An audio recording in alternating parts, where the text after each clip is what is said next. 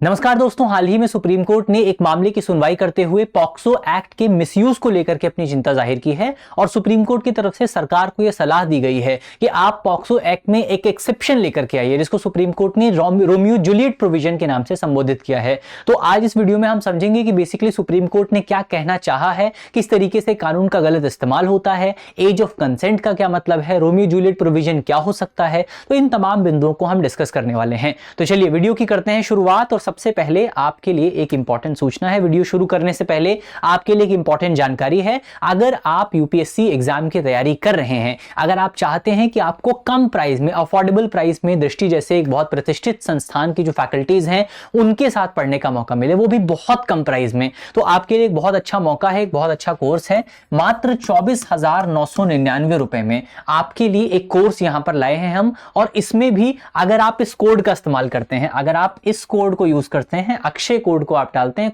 अपने जो coupon code है, तो उसमें आपको 10% का एक्स्ट्रा डिस्काउंट जो है वो मिल जाएगा। तो जाहिर तौर पर एक अच्छा मौका आपके सामने मौजूद है। कोर्स जो है वो आपका studio GS foundation live online course है, यानी कि कोर्स आपका लाइव होगा, ऑनलाइन होगा। आप अपनी सहूलियत के मुताबिक कहीं से रह करके कभी भी पढ़ाई कर सकते हैं। जीएस कोर्स होगा, यानी कि इस कोर्स में आपका जो है प्रीलिम्स के टॉपिक को भी कवर किया जाएगा और मेंस के जितने भी इंपॉर्टेंट टॉपिक हैं और जितने भी इंपॉर्टेंट सब्जेक्ट्स हैं उनको कवर किया जाएगा। आपको प्रिंटेड नोट्स जो है वो यहां पर मिलेंगे, आपको 10 प्रिंटेड नोट्स यहां पर मिलेंगे, बेसिक से लेकर के बिल्कुल शुरू से लेकर के आपका एडवांस तक के जो कॉन्सेप्ट हैं वो इस पूरे कोर्स में आपके कवर किए जाएंगे। इसके अलावा 2 सालों के लिए आपको करंट अफेयर का एक्सेस जो है वो भी यहां पर मिलेगा, तो आपको करंट अफेयर को लेकर भी चिंता नहीं करनी है। तो ये कॉम्प्रिहेंसिव कोर्स है, न केवल इसमें आपके स्टैटिक सब्जेक्ट कवर होंगे बल्कि करंट अफेयर भी कवर होगा। तो आप कह सकते हैं ये आपका रेगुलर कोर्स, आप इसको मान सकते हैं। लेकिन इसके बावजूद भी कल को मान लीजिए आप दृष्टि आईएएस की ऑफलाइन शाखा को ज्वाइन करना चाहते हैं, ऑफलाइन बैच को ज्वाइन करना चाहते हैं, तो उसकी जो फीस होगी उसमें इस प्राइस को एडजस्ट कर दिया जाएगा। यानी कि इतना अच्छा मौका यहां पर आपको मिल रहा है। ये कोर्स एक तरीके से आपके लिए जो है फ्री हो जाएगा। कोर्स जो है वो आपका तमाम माध्यमों में मौजूद है। हिंदी माध्यम के बैचेस हैं, इंग्लिश माध्यम के बैच हैं और इंग्लिश मीडियम के बैच हैं। तो इंग्लिश मीडियम के बैच यानी कि आपको पढ़ाया हिंदी में जाएगा और नोट्स आपको इंग्लिश में मिलेंगे। तो ये भी बहुत यूनिक फीचर यहां पर इस पूरे कोर्स का आपको मिलेगा। तो बहुत सारे फीचर हैं कोर्स के। अगर आप कोर्स को ज्वाइन करना चाहते हैं तो इस कोड का आप इस्तेमाल करिएगा, 10% आपको डिस्काउंट मिलेगा। कोर्स को ज्वाइन करने के लिए वीडियो के डिस्क्रिप्शन में आपको लिंक मिलेगा, वहां से आप क्लिक करके कोर्स को जो है कोर्स में एनरोल कर सकते हैं। फाउंडेशन क्लासेस शुरू हो चुकी हैं, जल्दी जल्दी आप एनरोल करेंगे तो आपको और ज्यादा फायदा जो है मिलेगा। इसके अलावा आप हमारे नंबर पे भी कॉल कर सकते हैं 8750187501, वहां पर आपको जानकारी मिल जाएगी। दृष्टि लर्निंग ऐप पर आप जो है दृष्टि लर्निंग ऐप को डाउनलोड कीजिएगा, वहां पर आपको इसके बारे में जानकारी मिल जाएगी। चलिए आगे बढ़ते हैं और सबसे पहले देखते हैं कि क्या कुछ बिंदु जो हैं वो इस पूरी खबर में निकल करके आते हैं। तो सबसे पहली पॉइंट हमने देखा कि सुप्रीम कोर्ट की तरफ से केंद्र सरकार को पॉक्सो अधिनियम 2012 में रोमियो जूलियट प्रोविजन ऐड करने को लेकर के अपने विचार दिए गए हैं। सुप्रीम कोर्ट ने कहा है कि आप इस तरीके के प्रोविजंस जो हैं वो ऐड कर सकते हैं। इन प्रोविजंस का प्राथमिक उद्देश्य ये होगा कि जो जेन्युइन रिलेशनशिप्स होते हैं, जो जेन्युइन सहमति आधारित किशोर संबंध हैं, उनको यहां पर अपराध के दायरे से बाहर रखा जा सके। अभी विवाद क्या है उसको हम आगे समझने वाले हैं।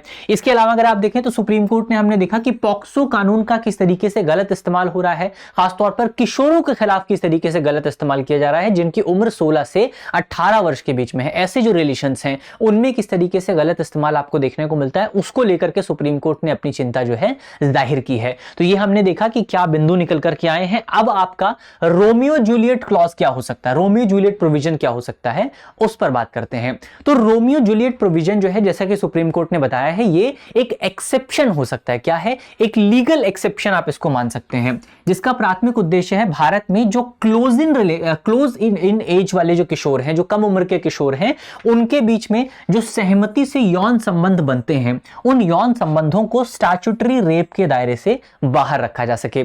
यानी कि अभी भारत में क्या होता है, अभी भारत में अगर आप एज ऑफ कंसेंट की बात करें, एज ऑफ कंसेंट का क्या मतलब है?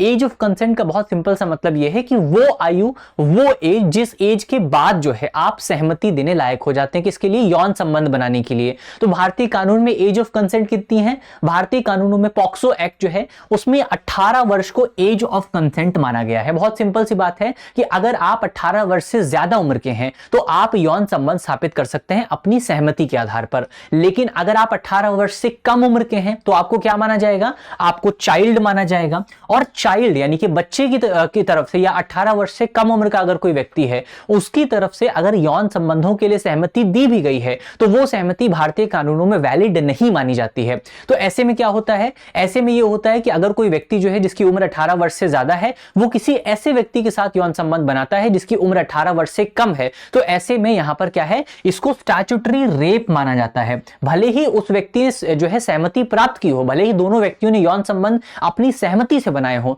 लेकिन इसके बावजूद भी इसको क्या माना जाएगा, इसको माना जाएगा स्टैट्यूटरी रेप। अब अगर आप देखें तो ये जो 18 साल का प्रोविजन है, इसको घटा करके 16 साल करने की बात हो रही है, और वहीं पर ये रोमियो जूलियट प्रोविजन जो है आपको चर्चा में देखने को मिलता है। तो अब सुप्रीम कोर्ट का यह कहना है कि हमको यहां पर पॉक्सो कानून में एक एक्सेप्शन बनाना चाहिए, जहां पर हमको यह कहना चाहिए कि अगर कोई रिलेशनशिप जो है वो सहमति के आधार पर स्थापित किया गया हो, अगर यौन संबंध सहमति के आधार पर बनाए गए हो और उम्र 16 से 18 के बीच में है, तो ऐसे में हम जो है उनको कानूनी दायरे से बाहर कर सकते हैं, उसको स्टैट्यूटरी रेप के दायरे में नहीं रखा जाएगा। अभी रखा जाता है, अभी रेप का केस चलता है, लेकिन सुप्रीम कोर्ट का कहना है कि हमको इस पर विचार करना चाहिए और इसको रेप के दायरे से बाहर कर देना चाहिए। तो ये जाहिर तौर पर बहुत इंपॉर्टेंट बात सुप्रीम कोर्ट की तरफ से कही जा रही है। अब यहां पर सवाल ये उठता है कि जो 18 वर्ष की आयु है, क्या हमेशा से भारतीय कानूनों में ये 18 साल रहा है? ऐसा नहीं है। इससे पहले अगर आप देखें, इसको 2013 में चेंज किया गया था। इससे पहले अगर आप जाएंगे तो आईपीसी का सेक्शन 375 जो हुआ करता था, आईपीसी का सेक्शन 375 जो था वो 2012 तक एज ऑफ कंसेंट को 16 वर्ष मानता था। कितना मानता था? 2012 तक एज ऑफ कंसेंट को 16 वर्ष माना जाता था। लेकिन 2012 में सरकार एक संशोधन लेकर के 2013 में सरकार एक चेंज लेकर के आती है, जिस चेंज का नाम था क्रिमिनल लॉ अमेंडमेंट एक्ट 2013, जहां पर एज ऑफ कंसेंट को 16 साल से बढ़ा करके 18 साल कर दिया गया था। तो एज ऑफ कंसेंट कब बढ़ाया गया था? एज ऑफ कंसेंट को 2013 में जो है 16 साल से बढ़ा करके 18 साल किया गया था।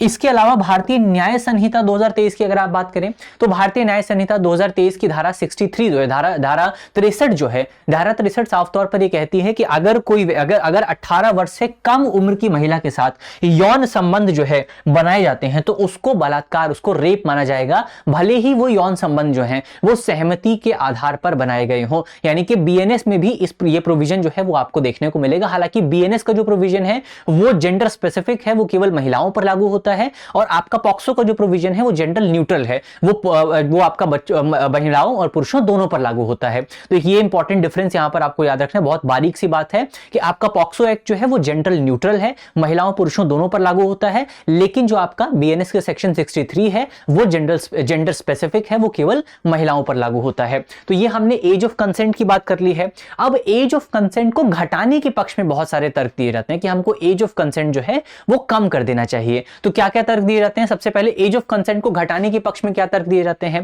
पहला तर्क ये दिया जाता है कि 16 से 18 वर्ष की उम्र जो होती है, उस उम्र के दौरान बच्चों में या आप कह सकते हैं व्यक्तियों में इतनी क्षमता, इतनी बौद्धिक क्षमता विकसित हो जाती है कि वो अपनी सहमति के लिए डिसीजन ले सकते हैं। उनमें इतनी बौद्धिक क्षमता होती है, इतनी भावनात्मक क्षमता विकसित हो जाती है कि वो सहमति के लिए अपने डिसीजंस ले सकते हैं। तो हमको उनके ऊपर कानूनी डिसीजंस थोपने नहीं चाहिए, एक तो ये कहा जाता है। दूसरा ये कहा जाता है कि सरकार जो पॉक्सो कानून लेकर के आई थी, उस कानून का प्राथमिक उद्देश्य था भारत में बच्चों का यौन शोषण रोकना, बच्चों को यौन शोषण से बचाना। उस कानून का ये उद्देश्य नहीं था कि हमको सहमति के आधार पर जो यौन संबंध स्थापित होते हैं उनको रोकना है। उस कानून का उद्देश्य बच्चों के यौन शोषण को रोकना था। तो उसके लिए हम सहमति के संबंधों को नहीं रोक सकते हैं, जो कंसेंट बेस्ड रिलेशनशिप हैं उनको हम नहीं रोक सकते हैं, एक ये भी कहा जाता है। दूसरा, कई पश्चिमी देशों का उदाहरण दिया जाता है जहां पर एज ऑफ कंसेंट को पहले ही 18 साल से घटा करके 16 साल कर दिया गया है। जैसे उदाहरण के तौर पर आप ले सकते हैं कनाडा को।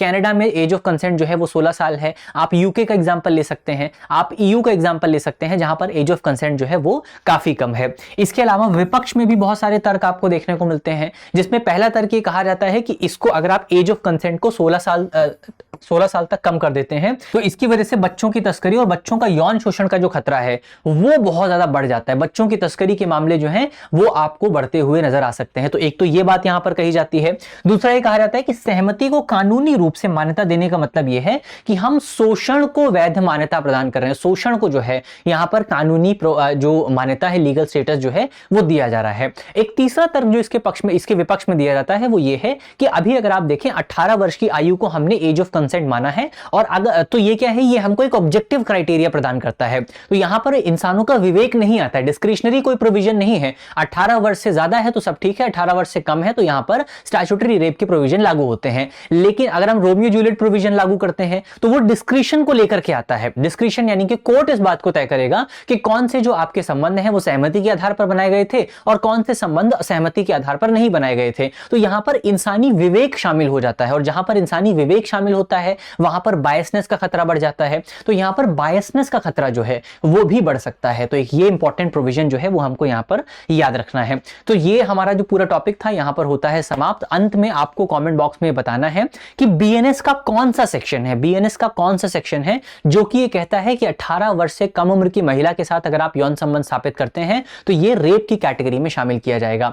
जल्दी से आप इसका जवाब कमेंट बॉक्स में बताएंगे। मुझे उम्मीद है वीडियो आपको पसंद आई होगी, और अगर आप स्टूडियो जीएस फाउंडेशन कोर्स को ज्वाइन करना चाहते हैं तो वीडियो के डिस्क्रिप्शन में आपको लिंक मिलेगा, वहां से आप ज्वाइन कर सकते हैं। दृष्टि लर्निंग ऐप को डाउनलोड कर लीजिए, वहां से भी आप पूरा कूपन कोड का इस्तेमाल करके इस पूरे कोर्स को ज्वाइन कर सकते हैं। तो कूपन कोड एक बार फिर से आप याद रखिए, आपको कमेंट बॉक्स में भी, वीडियो के डिस्क्रिप्शन में भी कूपन कोड मिल जाएगा।